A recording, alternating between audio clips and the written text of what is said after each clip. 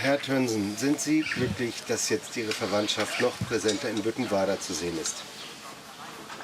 Verwandtschaft kann man sich nicht aussuchen.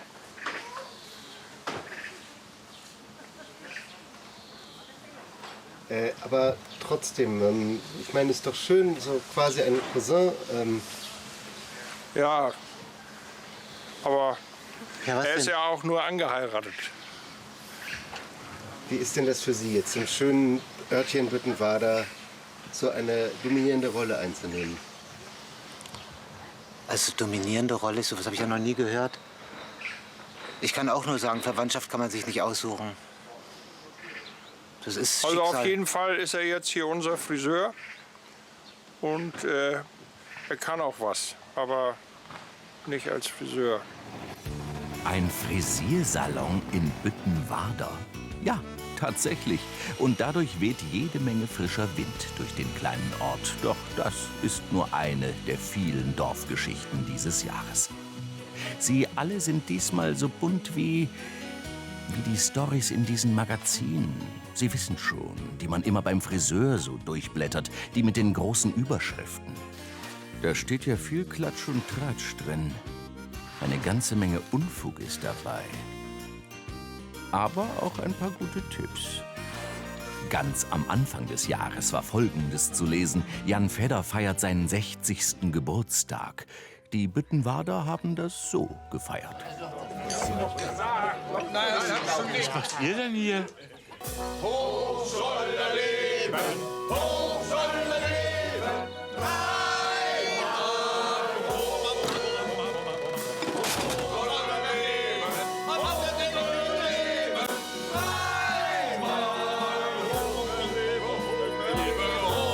er leben, Eine ganz andere Geschichte. Unterwegs mit Bühnenbildner Michael Möltner. Der ist an einem herrlichen Vorfrühlingstag auf der Suche nach einem neuen Motiv für Büttenwader. Ausgerechnet ein Friseursalon soll es sein. Um den perfekten Drehort zu finden, kreuzt Michael mit seinem Assistenten endlose Kilometer übers platte Land. Jetzt fahren wir nach Eichede rein. Eichede wurde von mir schon mal besichtigt. Es gibt hier einen Friseursalon, der für uns, ich sag mal, kompatibel ist, den wir nehmen könnten. Muss natürlich ein bisschen was dran gearbeitet werden, aber diese Ortschaft hat den großen Vorteil, dass sie eine Straße an der Seite eine Kirche rum hat, die sehr ruhig ist, sehr still ist und an denen wir hervorragend drehen können, um die Aufgaben der neuen Bücher zu erfüllen. So, jetzt sind wir vor dem von uns ausgesuchten Friseurladen, der noch Friseur Marlene heißt. Bei uns heißt der Erika, weiß ich nicht mehr, habe ich jetzt vergessen. Wichtiger ist hat er den Salon noch richtig in Erinnerung. Der beschauliche Friseurbetrieb wird von Michaels Auftritt ziemlich gestört. Aber er muss sich vergewissern, hat hier ein Drehteam von 20 Leuten wirklich Platz? Stimmt der Lichteinfall? Was kann man umbauen? Und machen die Besitzer bei alledem überhaupt mit? Dann nicht so ein bisschen erschrecken, wenn wir anfangen, den Laden auseinanderzureißen. Das Wichtigste zum Schluss. Natürlich eine Motivmiete dazu. Ja? Die bewegt sich. Man ist sich erstaunlich schnell einig. Weiter geht es durch den Norden. Ein Ort steht noch auf der Liste, die Michael für seine Tour ausgearbeitet hat. Die Landstraße wird zur Holperpiste. Genau so stellt man sich doch die Strecke nach Büttenwader vor. Aber ist das überhaupt noch der richtige Weg? Er ist es. Wir sind in einem Ort namens Grove. Fast DDR-Architektur. So ein halbrottes Gebäude erregt natürlich seine Aufmerksamkeit. Die Freiwillige Feuerwehr hat hier ihren Sitz. Kann trotzdem ein Friseursalon daraus werden? Und der Ort drumherum? Michael ist begeistert. Das im Sommer ist dann Büttenwader satt. Jo. Das ist ein sehr schönes Dörfchen, das passt, das hat einen schönen Büttenwader-Style. Jetzt müsste man nur feststellen, ob man rein kann, was die Feuerwehr dazu sagt und wie aufwendig die Innengestaltung wäre. Gut. Ja, liebes Produktionsteam, jetzt müsst ihr euch entscheiden. Eichede, der Ort mit Kirche und Friseursalon, oder Grove, das Dorf mit dem DDR-Charme. Fortsetzung folgt.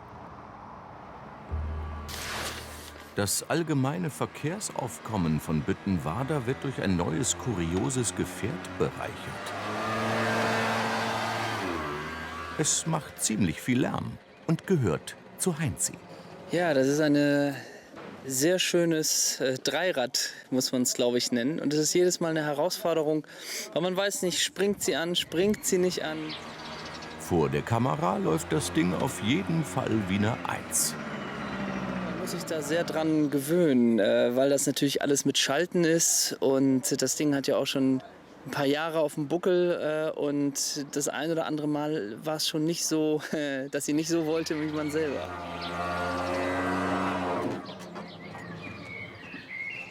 Wie ist denn das platzmäßig in diesem Auto? Ich habe gesehen, das ist schon etwas Besonderes.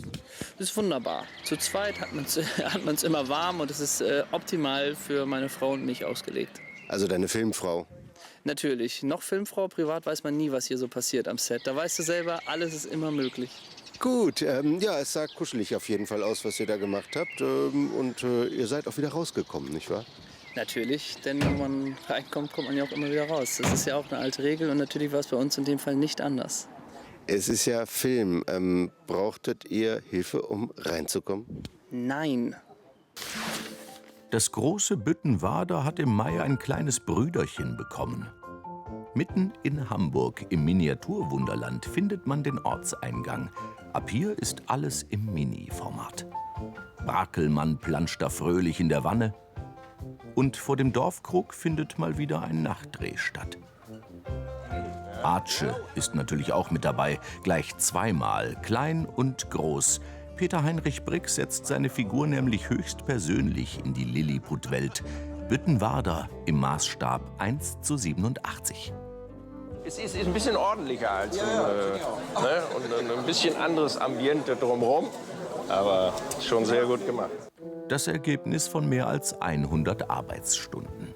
Nico ist Modellbauer und Architekt. Er entwirft den Gasthof nach Fotos und Plänen vom Original. Dann geht alles fast wie beim richtigen Bau. Die Wände sind jedoch aus Kunststoff. Für Halt sorgt Kleber statt Mörtel. Häusle bauen im Mini-Format. Präzisionsarbeit. Dann ein kleines Richtfest. Gleichzeitig werden die Hauptdarsteller gecastet. Aus namenlosen Plastikfiguren werden unsere Dorfhelden. Natürlich darf auch Filmziege Ramona nicht fehlen und schon gar nicht die Gemeinschaftsmofa.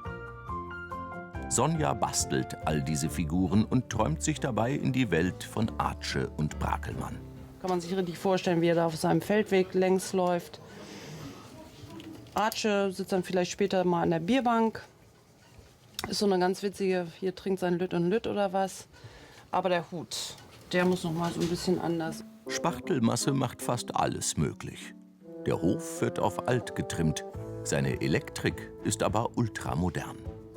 Endlich kann alles in der Anlage aufgestellt werden. Im Wunderland liegt Büttenwader am Deich zwischen Hamburg und Skandinavien, also geografisch korrekt irgendwo im Norden. Letzte Vorbereitungen. Ich freue mich, dass es fertig wird. Ich muss sagen, ich bin traurig, dass es jetzt in 2-3 Stunden auch vorbei ist. Dann nehmen Sie es uns weg. Dann nehmen Sie es uns weg. Damit meinen sie nicht ihn, sondern so manch frechen Besucher. Immer wieder verschwinden im Wunderland Figuren. Besonders beliebt die Promis. Also wir appellieren an alle Zuschauer und zukünftigen Besucher des Miniatur-Wunderlands, lasst bitte die Figuren, vor allem Brakelmann in der Wanne. Er ist begehrt, aber lasst ihn bitte da, wo er ist. Das klappt bestimmt. Ja. Und was ist das hier? Fitness?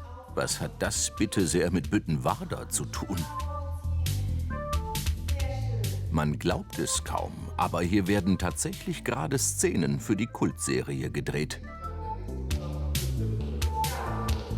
Turnübungen sind nicht nur für Städter. Workout-Filme mit Musik und Tanz finden auch auf dem Land immer mehr Fans.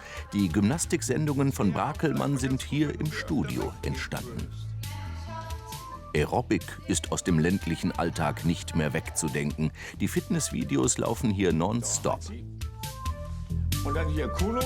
Für die Sportlerinnen war es natürlich eine große Ehre, so Fernsehgeschichte zu machen. Ein tolles Gefühl. Es hat super viel Spaß gemacht. Und ich glaube, ihr seht das genauso, Mädels, oder? Ja, dem kann ich mich nur anschließen. Also super spitze. Wir sind ganz stolz. Alle Jahre wieder hat Sven Walser Geburtstag. Und immer wieder ist er überwältigt von den Glückwünschen seiner Fans. Die habe ich auf, weil darunter wären Tränen zu sehen. Weil ich bin so gerührt, weil mir Tausende von Fans gestern gratuliert haben auf der Facebook-Seite von Büttenwader. Wirklich sehr, sehr nett. Ich freue mich sehr. Ich bin ja gestern 17 Jahre alt geworden. Tschüss, euer Ilja. Nee, Kuno war hier, ne? Noch ein Geburtstagskind. Zum 60. gab es eine Sondersendung als Geschenk. Da taucht Peter Heinrich Brix in Büttenwader auf. Und alles ist irgendwie anders. Das geht ja gut los. Was hätte man nicht alles werden können? Konzertpianist, Gehirnchirurg, Futtermittelvertreter, aber nein, Schauspieler muss es sein. Hier ist ja keine Sau, Mensch. Auf der Dispo stand doch Hof Brakelmann. Da war das morgen. Scheiße, wir mit. Im Dorfkrug macht Brixi dann eine wahrhaft umwerfende Entdeckung. Sag mal, wo ist denn eigentlich Arche? Warum ist der denn nicht hier? Soll ich euch das sagen, weil er nicht hier sein kann? Weil ich den nämlich spiele. Ja, so sieht es aus. Der kann nicht hier sein. Moin, Arche. Moin. Mach's mal einen kleinen Scholli.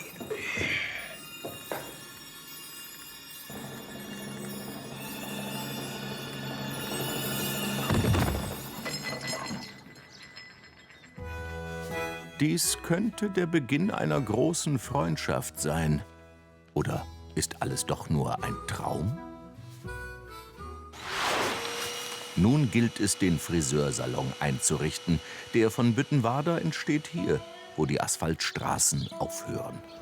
Also das ist jetzt unser neues Büttenwader, ja? Ja, die Macher haben sich für Grove als Drehort entschieden. Der Clubraum der Feuerwehr verwandelt sich in den Salon Prematzky. Und aus der Theke wird ein Waschbeckenhalter.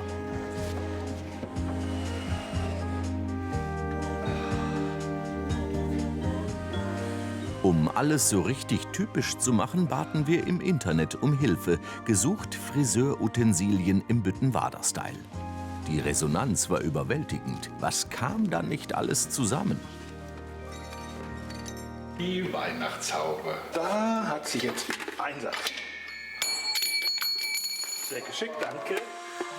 Danke an Stefan, Eberhard, Hazel, Melanie und Saskia. 5 D-Mark 95. Perfekt abgestimmt auf die Kasse, die hier steht. Perfekte Frisur. Als i-Tüpfelchen zauberhafte Deko, wie sie in keinem Salon fehlen darf. Und noch so manches mehr. Die Leute werden sagen, und dafür werden die bezahlt. Ja. Zum krönenden Abschluss werden gigantische Trockenhauben-Dinosaurier montiert. Sichtlich wecken sie den Spieltrieb. Michael ist zufrieden mit seinem Werk. Einmal Olympische Spiele bei uns im Norden. Davon träumen gerade sehr viele Menschen. Ja, Hamburg will sich auch bewerben. Aber Büttenwader hat eindeutig die besseren Voraussetzungen. Wir muten ja den 400-Meter-Läufern nicht zu, andauernd im Kreis zu laufen. Die können bei uns ihre 400 Meter geradeaus laufen. Ne? Das stört kein Schwein. Brillant, ökologisch und platzsparend ist schon das Modell des Olympiadorfes. Die Arena aus Recyclingmaterialien. Die erdbebensicheren Wohnbauten aus Holz. Die grandiose Schwimmarena, deren Becken sich sogar mit Wasser füllen lässt. Und natürlich das alles überragende Wahrzeichen. Wer kann da noch Nein sagen? Also bitte, ja? Nur Idioten. Ach, und gleich noch ein Skandal. Wir kennen Peter Heinrich Brix als begeisterten Mofa-Fahrer. Sowohl vor der Kamera als auch während der Drehpausen sitzt er fest im Sattel. Der rote Flitzer ist über die Jahre fast schon ein Markenzeichen für ihn geworden.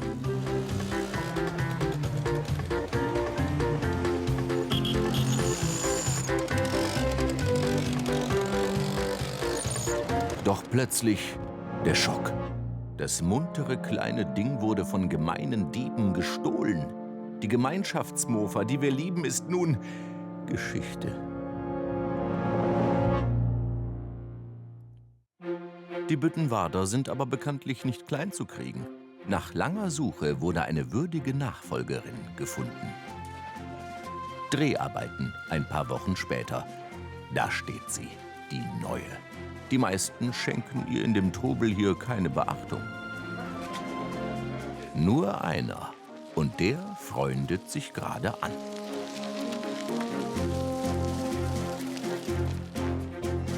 Um richtig in Fahrt zu kommen, braucht die Neue allerdings einen kleinen Anschubser. Aber da helfen die Kollegen vom Filmteam doch gern.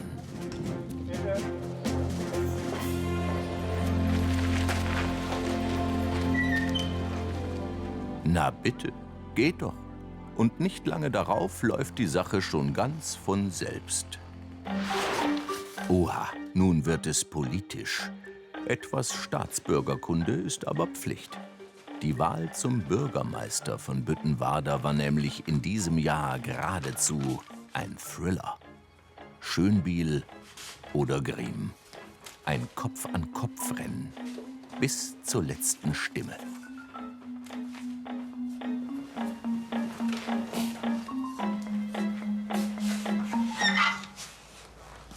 Grün.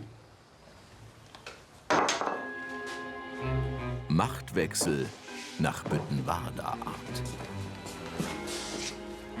Mach dir nichts vor. In Wahrheit haben wir beide gewonnen, denn ich, mein Lieber, bleib im Spiel. Du lässt mir also nur den Vortritt. So habe ich dich viel besser im Blick. Also dann? Das ist zugleich die Rollenübergabe von Schauspieler Günter Kütemeyer an seinen Nachfolger Jürgen Uter. Wenn ich mal eine Serienrolle abgeben soll, darf, möchte, dann würde ich mich freuen, wenn das auch so von der Redaktion und von den Autoren aufgefangen wird, dass Schönbiel sozusagen selber ein bisschen, ich hoffe, ich verrate jetzt nichts, selber ein bisschen gefutschelt hat, dass der Griem so unter seinen Fittichen die Drecksarbeit machen muss in Büttenwarder. Das fand ich schon einen ziemlich raffinierten Schachzug. Einkaufs- und Serviceparadies Büttenwarder. Klingt doch gut, oder? Woher soll ich das Geld nehmen? Du findest einen Weg. Die Drecksarbeit in Büttenwarder ist ein schönes Stichwort. Was macht denn so ein Lokalpolitiker aus? Dass er weg will. Also, Griem kommt ja aus dem sagenumwobenen Klingsiel, was ja immer so als Metropole dargestellt wird. Und da will er auch gerne wieder hin. Klingsiel. Klingsiel. Der Meister? Der war mal mein Praktikant. Und jetzt fährt er meinen Wagen. Ach, Donnerschlag. Ja, Donnerschlag. Aber mein Tag wird kommen. Das ist nur eine Phase der Häutung. Ist ein Getriebener so ein bisschen. Er möchte gerne ein bisschen große Welt, ein bisschen Glamour. Herr Molkenmeier wollte ein komplettes Team schicken. Kamera, Ton, nicht wahr? Ich habe meinen Text, ich habe mich umgezogen, ich bin bereit. Bitte? Ja, das habe ich doch alles mit Herrn Molkenmeier verabredet. Wir wollten heute anfangen zu drehen. Das große Fernsehporträt Günter Griem, Matador des Volkes. So, jetzt stehe ich hier seit einer geschlagenen Stunde in meinem volkstümlichen... und nichts passiert. Nichts passiert. Mein Nachbar hat neulich gesagt, na, endlich mal eine Rolle, die ihrem fiesen Charakter entspricht. Das mag von außen so wirken. Für den Schauspieler ist es ja immer so, dass er für seine Figur eintreten muss. Und ich hoffe, dass er ein Typ wird, mit dem man fast ein bisschen Mitleid hat. Dass man sagt, ah ja, er hat es aber auch nicht leicht. Aber ich bin noch lange nicht fertig. Ich komme zurück. Ich habe gerade erst angefangen. Dieses Kaffee hat mich doch gar nicht verdient. Ich kann mich mehr als kleine Leute bescheißen. Ich kann sehr viele kleine Leute bescheißen. Oh, nee. Er will ja was bewegen und ja, bewegt die beiden mal. Ne? Das ist nicht so einfach. Infostand für Gedächtnislücken im Altenheim. Sag mal, hast du das vergessen? Das hast du mir doch gerade erst erzählt. Hä? Ich habe eure Geschäftsidee verstanden. Gut.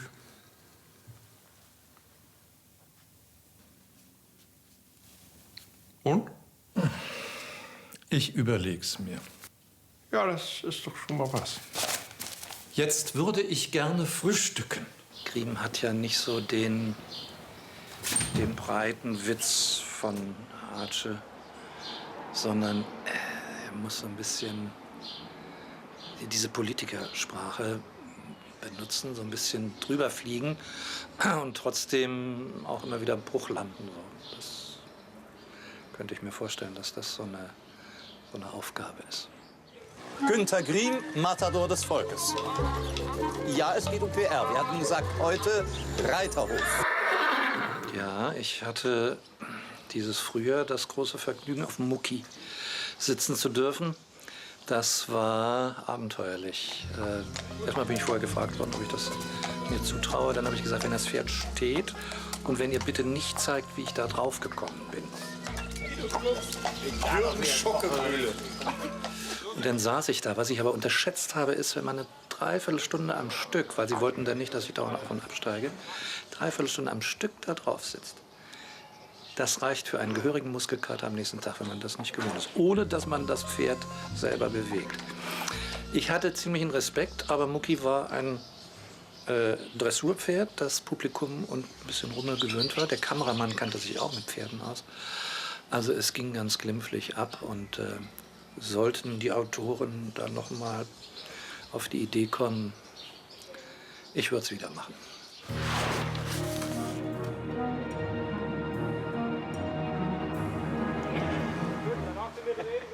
Ein ganz normaler Drehtag auf Brakelmanns Hof. Hier entsteht die Folge Rosenkrieg. Die Klappe ist schon geschlagen. Da hat Peter Heinrich Brix noch ein paar Fragen. Er ist sichtlich nervös.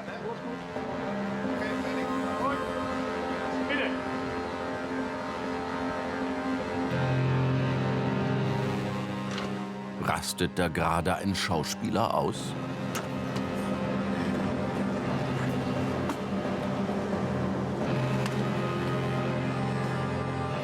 Der Kameramann versucht verzweifelt, den faulen Tomaten auszuweichen.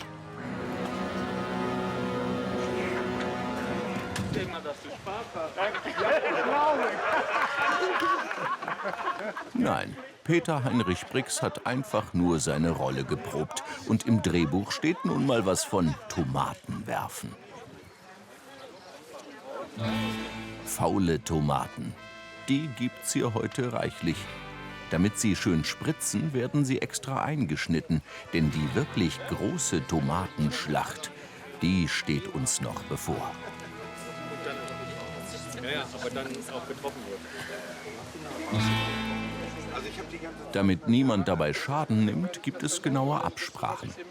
Ich krieg das wahrscheinlich die Spritze. Das heißt, dann aber auch, das kann auch sein, dass du was abkriegst. Ich will nicht sagen, weil dann lieber zu vorsichtig. Einige der Statisten sind übrigens echte Profis in Sachen Tomaten. Meine Mutter hat mich mal mit Tomaten beworfen, aber sie hat vergessen, vorher die Dose zu öffnen. Na, dann kann es ja richtig losgehen. Das hätte auch so rumgehen können. Läuft noch? Dann habe ich aber nicht. Und bitte!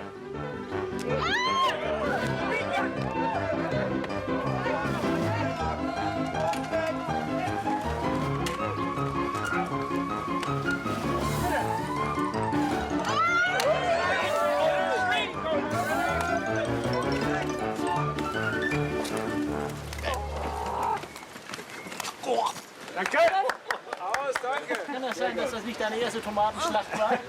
Wirklich alle hatten hier ihren Spaß. Und nun zum Sport. Es ist einer dieser typischen Hochsommertage dieses Jahres. Wind, Regen und gefühlte 5 Grad. Einen wahren Athleten wie Onkel Krischan hält das von nichts ab. Wohl aber ein Filmteam vom Drehen. Zum Glück kommt recht bald der Wetterwechsel. Alles macht sich nun bereit, einen Rekordversuch der besonderen Art zu filmen. Meine Beiße habe ich schon raus. Ich bin also drehfertig sozusagen. Und ich habe schon 10 Jahre Büttenwader hinter mir und bin natürlich auch dann dadurch 10 Jahre gealtert, nicht? Ja, das ist so. Aber dafür bist du ja wesentlich fitter geworden jetzt in den 10 Jahren. Naja, die hatten mir anfangs die Tabletten nicht gegeben, da in meinem Seniorenheim da, nicht? Ja, in dem Himmelfahrtsheim da. Hatten sie vergessen. Und dann habe ich meine Tabletten bekommen, kam in bessere ärztliche Pflege. Und die haben es so weit gebracht, dass ich noch so ein bisschen denken kann. So ein kleines bisschen nur, aber es langt. Für Onkel Krischan langt es. Ja, für Onkel Krischan. Aber ist auch sein Darsteller Hans Kahlert den sportlichen Herausforderungen gewachsen, die heute an ihn gestellt werden?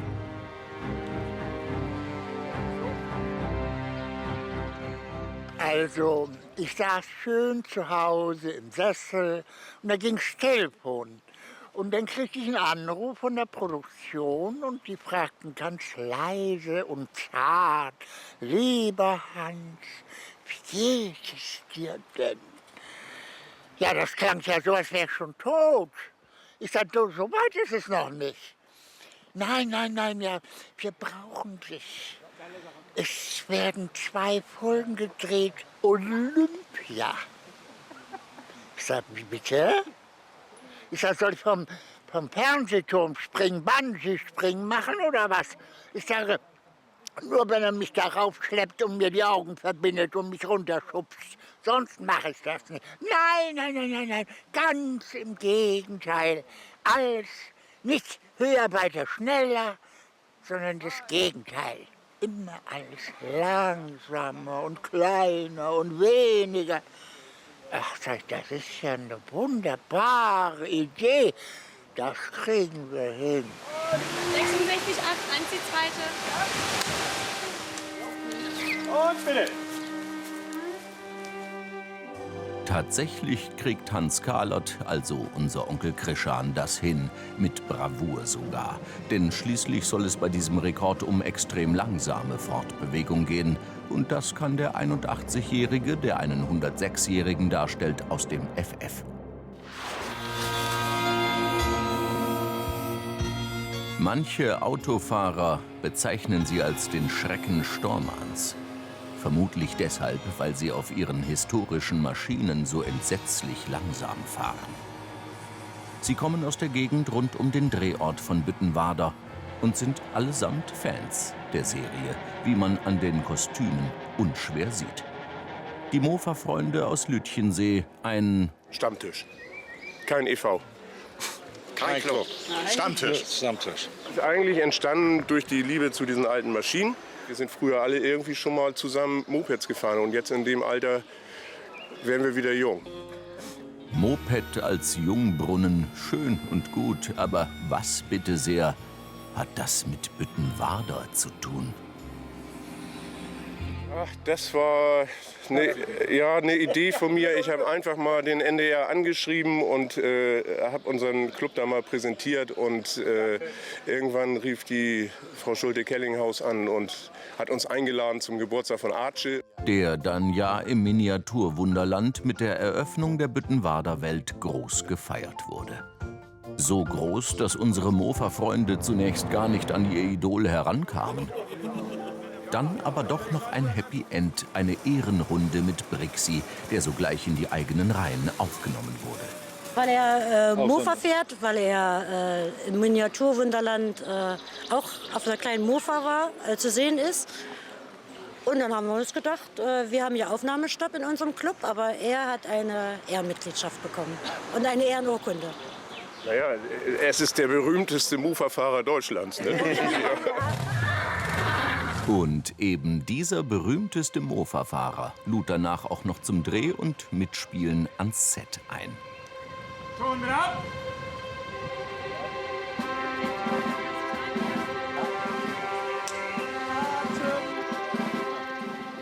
Natürlich erwarteten unseren Stammtisch nicht die ganz großen Rollen. Aber wie lautet die alte Olympiaregel? Dabei sein ist alles. Da sind sie. Alle beisammen und stilecht ausgestattet. Alles eigene Kostüme, alles von zu Hause. Ja, jetzt, wo wir hier und von Nachbarn, die verstorben sind.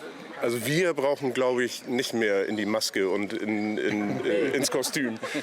Mal 2 Tage nicht rasieren lang. Und einen Abend vorher feiern. Ja. Und bitte? Hat man erst einmal einen Fuß im Filmbusiness, darf man auch Wünsche äußern.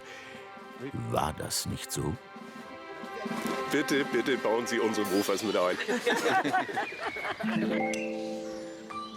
Tatsächlich ging auch noch dieser Wunsch in Erfüllung. Wenn man genau hinschaut, dann sieht man nun überall in Büttenwader historische Mofas blinken. Was ist denn hier los, um Gottes Willen? Das alles schreit doch nach mehr. Gibt es denn schon Ideen für weitere Mofa-Rollen? Na, vielleicht sind wir mal die Rockergang aus dem Nachbardorf. Aus Klingensiel. Jo. Na, starten die etwa noch richtig durch?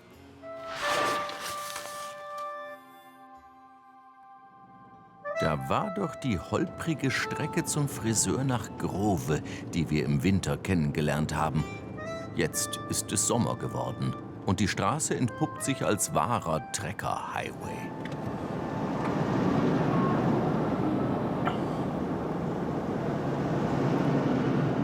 Das Dorf selbst, das vor ein paar Monaten noch so still dalag, ist auf einmal mit Leben gefüllt.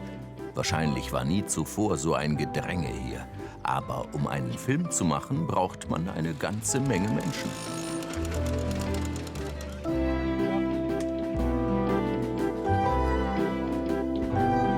Die Stars aus Büttenwader sind natürlich alle hier versammelt. Nicht zuletzt aber auch die Stammstatisten, die seit Jahren mit dabei sind und den neuen Ortsteil Büttenwaders nun kritisch beäugen.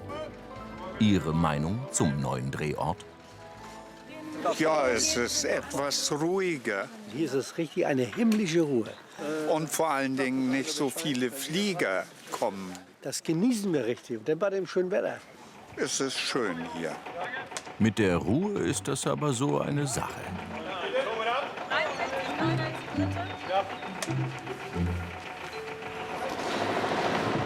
Brackelmanns Trecker bekommt hier lautstarke Konkurrenz. Du hast jetzt hier aber ein bisschen moderneres Modell als Brackelmann hat, oder? Ja, modern, ich weiß nicht. Also dieses Baujahr 1958, Brackelmann sein Trecker, das muss auch in die Jahrgang so etwa liegen, würde ich mal sagen. Ich meine, der sieht da nicht so hübsch aus wie meiner. Dieser ist ja nur noch schön in Farbe hier. Und rot ist ja immer was Gutes. Der ist immer gut zu sehen. 17 PS hat er. 17 PS? 17 PS, ja. 2 Zylinder Güldmotor. Und wie schnell fährt sowas? Zwischen 20 und 22 Stundenkilometer. In der 30er-Zone kann ich immer Vollgas fahren. Mit Vollgas also rasen die Trecker durch den neuen Ortsteil von Büttenwader. Zur Belebung des neuen wirtschaftlichen Zentrums, dem Friseursalon. Bis ins Detail liebevoll dekoriert. Alle scheinen sich hier wohlzufühlen. Bühnenbildner Michael Möldner hat ganze Arbeit geleistet. Fazit: Hier ist gut drehen. Innen wie außen. Es scheint ganz so, als ob Grove in Büttenwader eingemeindet wurde. Und gleich noch mehr zum Wirtschaftsboom. Ich bin ein Erfolgsmensch. Ich bin ein Erfolgsmensch, weil ich ein Lösungsmensch bin.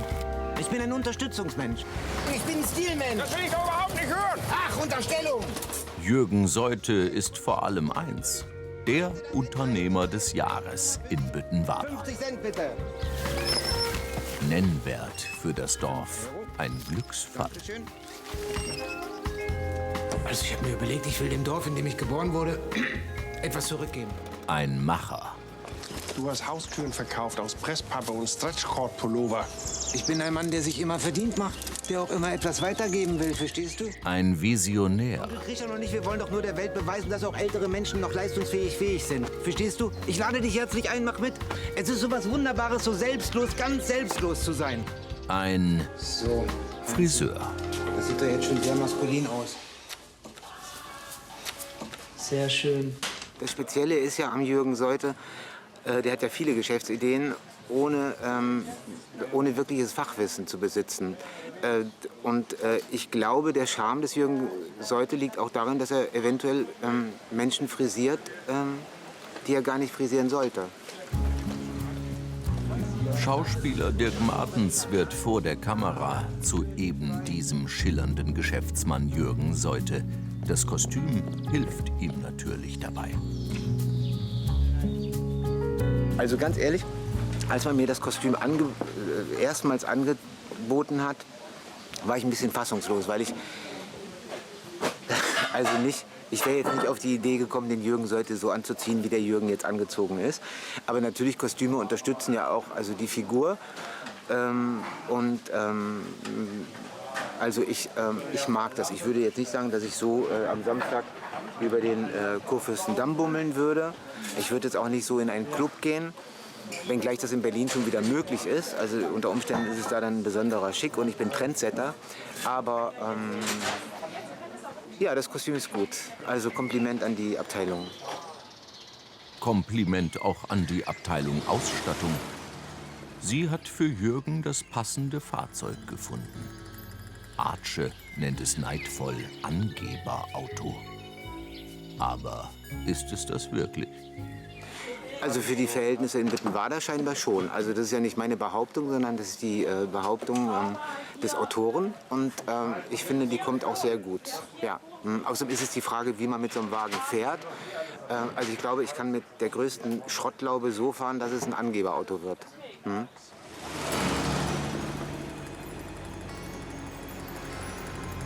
Also wenn man mir gesagt hätte, ich hätte für das Auto 200.000 € gezahlt, dann hätte ich das jetzt auch geglaubt, ja.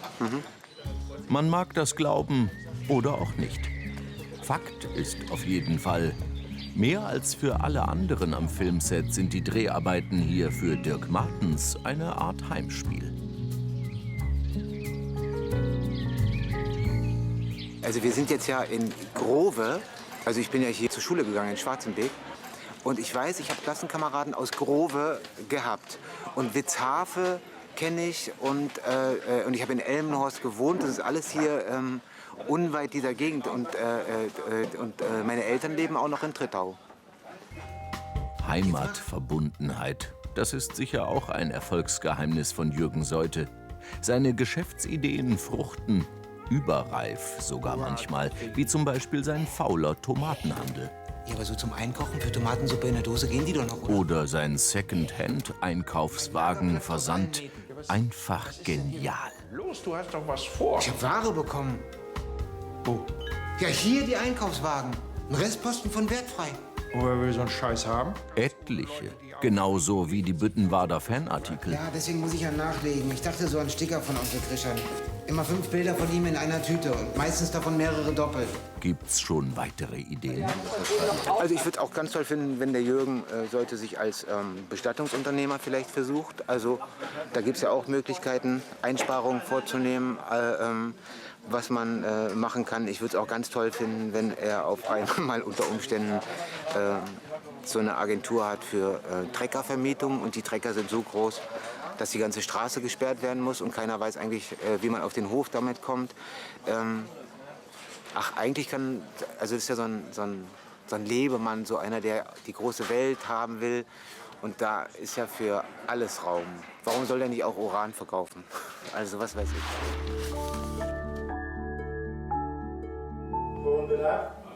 67, 24, 7 die erste. Auf den ersten Blick scheint dies ein ganz normaler Arbeitstag von Schauspieler Günther Kütemeyer zu sein. Die Szene, die hier gedreht wird, ist ziemlich unspektakulär. Was ist denn eigentlich mit ihm los? Er sitzt da schon die ganze Zeit und lächelt geheimnisvoll. Ich weiß auch nicht, was er hat. Es wirkt alles so harmlos. Dabei sind diese Bilder geradezu historisch. Ja, Günther. Ich kann leider nicht mehr daraus machen. Das war sehr gut. Das war das allerletzte, was wir zusammen drehen. Das ist ja das Letzte. Ja, das Letzte. Aber das könnte auch gedreht. Was wir hier gesehen haben, war der letzte Drehtag von Günther Kütemeyer, der Büttenwader aus Altersgründen verlassen möchte. Er geht wie einer der ganz Großen, ohne viel Aufhebens. Danke euch mit vorzüglicher Hochachtung.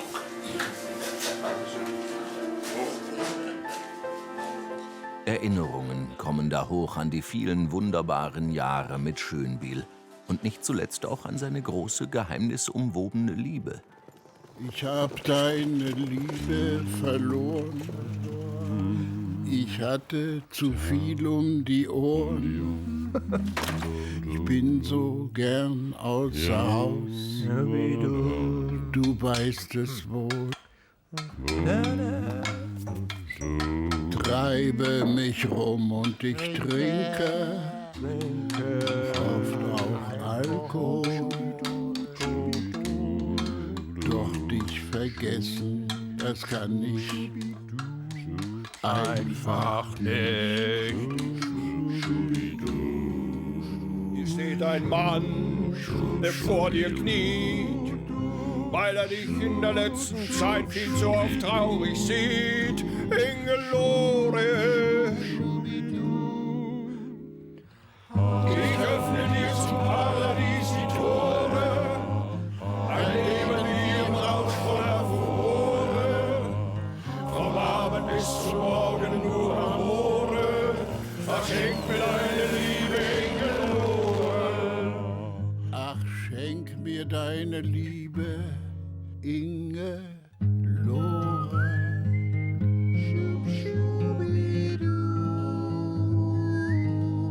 Sie lächelt.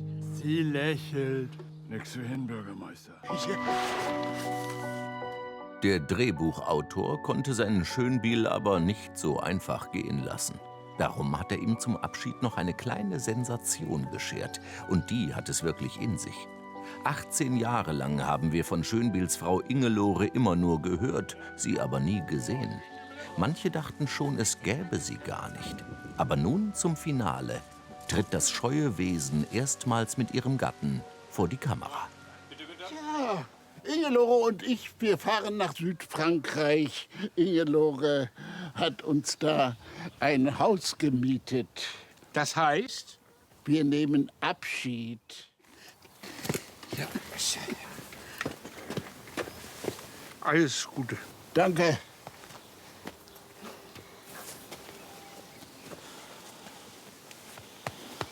Vielen Dank für alles, Waldemar. Geschenkt. Komm. Neue Charaktere, neue Drehorte, neue Trecker, runde Geburtstage und ein Abschied. Es war ein aufregendes Jahr in Büttenwader.